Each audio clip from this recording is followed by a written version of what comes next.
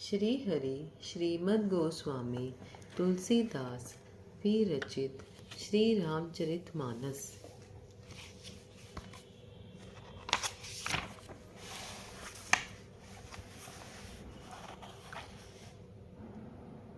जानहि तीनि काल निज ज्ञाना, करतल गत आमलक समाना। और जे हरि भक्त सुजाना, कहे सुनई समुझई विधि नाना। वे अपने ज्ञान से तीनों कालों की बातों को हथेली पर रखे हुए आंवले के समान प्रत्यक्ष जानते हैं। और भी जो सुजान भगवान की लीलाओं का रहस्य जानने वाले हरि भक्त हैं, वे इस चरित्र को नाना प्रकार से कहते सुनते और समझते हैं। मैं पुनि निज गुर सन सुनी, कथा सुसूकर खेत। समुझी न तसी बालपन, तब अति रह्यो अचेत। फिर वही कथा मैंने वाराह क्षेत्र में अपने गुरु जी से सुनी, परंतु उस समय मैं लड़कपन के कारण बहुत बेसमझ था। इससे उसको उस प्रकार अच्छी तरह समझा नहीं। श्रोता बक्ता ज्ञान निधि, कथा राम के गूढ़।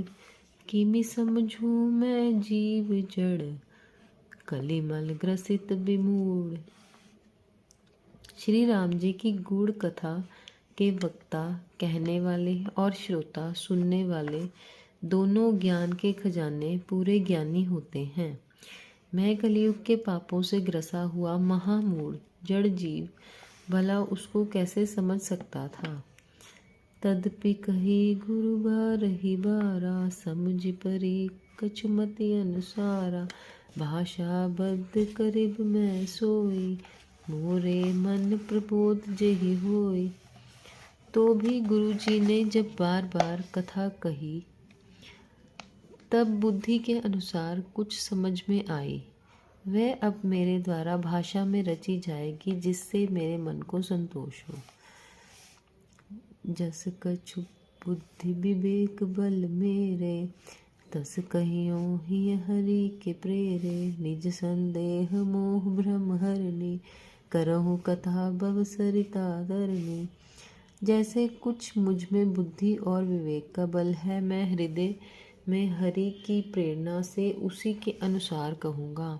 मैं अपने संदेह अज्ञान और भ्रम को हरने वाली कथा रचता हूँ, जो संसार रूपी नदी के पार करने के लिए नाव है। बुद्ध विश्राम सकल जन रंजनी, राम कथा कलि कलुष विभंजनी। राम कथा कलि पन्नग भरनी, पुनि विवेक पावक कहूँ अरणी। राम कथा पंडितों को विश्राम देने वाली, सब मनुष्यों को प्रसन्न करने वाली और कलयुग के पापों का नाश करने वाली है। राम कथा कलयुग रूपी सांप के लिए मोरनी है और विवेक रूपी अग्नि के प्रकट करने के लिए अरणी मंथन की जाने वाली लकड़ी है। अर्थात इस कथा से ज्ञान की प्राप्ति होती है। राम कथा कलि कामद गाई, सुजन सजीवनी मूरि सुहाई। सोई बसुधा तल सुधा तरंगिनी, भय भंजनी ब्रह्मेक भुअंगनी। मंगल भवन अमंगल हारी, द्रवहु सुदशरथ अजीर बिहारी। राम सिया राम जय जय राम। हरि शरणम हरि शरणम हरि शरणम हरि शरणम हरि शरणम हरि शरणम हरि शरणम हरि शरणम हरि शरणम हरि शरणम हरि शरणम हरि शरणम।